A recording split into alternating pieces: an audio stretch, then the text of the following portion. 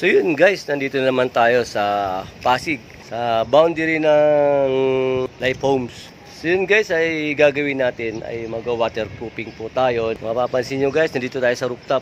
Ito yung dating waterproofing natin. So guys, may 3 years na ata nakakalipas to.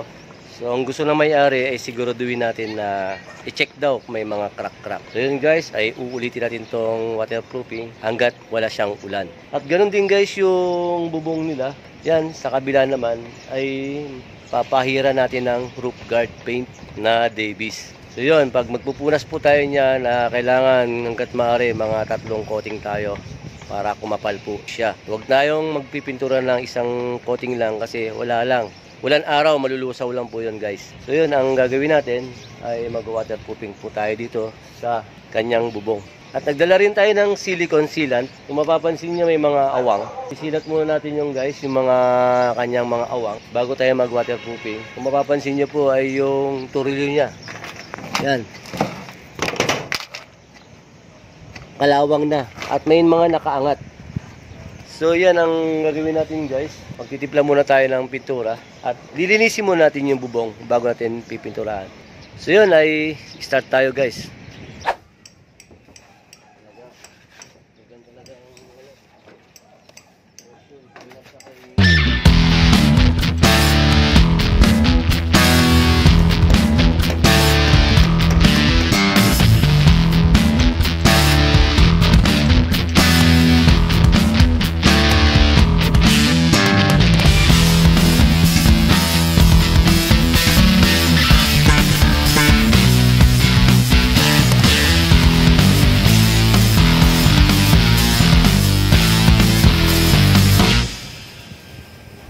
So yun mga garahe, dito tayo guys. So yun guys, naka-first coating na tayo kaninang umaga guys. Ngayon ay kaninang alas 11, nagpapangalawang patong na tayo at di pa natin natatapos. Ngayon guys, itutuloy natin second coating. Pagkatapos guys ng second coatings, third coatings, fourth coatings natin. 4 na beses natin guys, pipinturahan to guys ng bubong na to.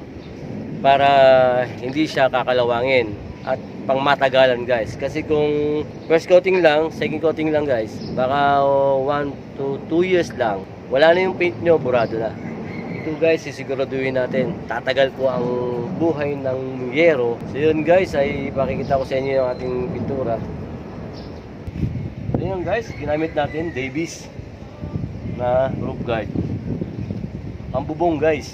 So yun guys, i-start na naman tayo.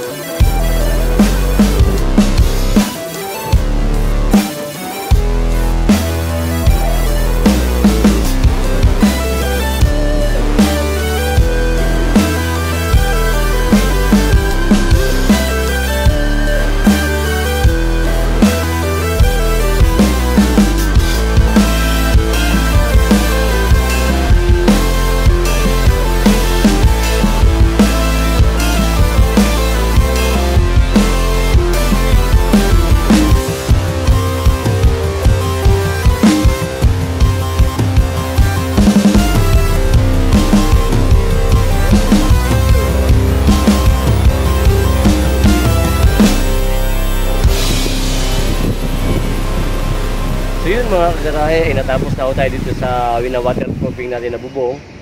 Umpisa guys, itong yero ay nagpintura tayo ng roof guard na Davis.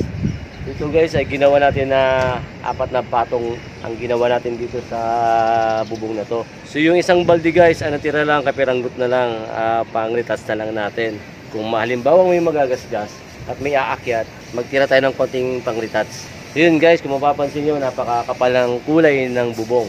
Yan guys, ganyan tayo guys mag-waterproofing ng bubong. So ito naman guys, slab. Yung slab naman guys, ay ginamitan natin siya ng flexiban. Naluan natin guys ng semento. So ito, nakaubos tayo dito ng 2 galon. Guys, kung mapapansin nyo, yun yung mga natin. Waterproofing natin guys. Yan guys, yung sahig na waterproofing natin. Ito yun. Mapapansin nyo guys, yan.